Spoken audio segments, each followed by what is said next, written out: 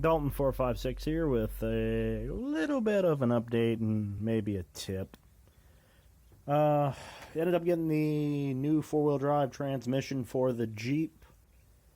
Wasn't too bad. I think I ended up paying about $300 for it. It's used from LKQ. Supposed to have about 140,000 miles on it, which isn't too bad considering it's an AW4. Doesn't seem like the Jeep it came out of ran all that hard. The fluid in it wasn't new, but it also wasn't gritty and it didn't smell burnt. And there was a lot of rust on the metal bits of the transmission. So I'm thinking it may have just been a Jeep that was up north that rotted out. And then I ended up finding a transfer case for $140 shipped.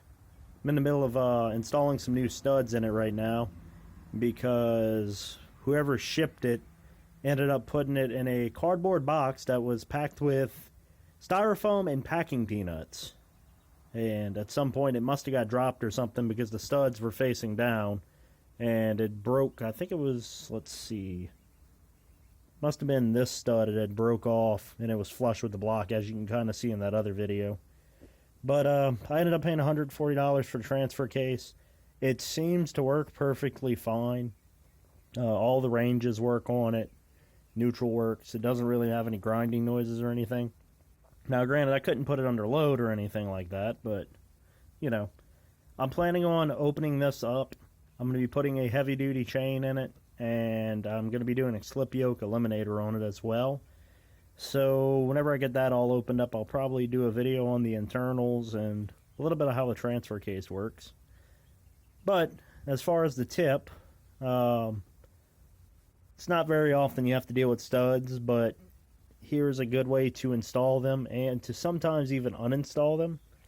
All you basically do is just take two of the nuts, back them up onto each other. If you're trying to uninstall whatever the stud is, it's a good idea to typically take the wrench and twist them together to where they're binding up on each other. But then all you do is sit here, you sit on top. You can see you can just kind of twist it in. And these have that red thread lock on it, so it makes it kind of hard to tighten them in. Like, you'll get turning a good little ways, and then that thread lock hits, and it starts binding up real bad. But getting them all the way down to this metal flat is a bitch and a half sometimes.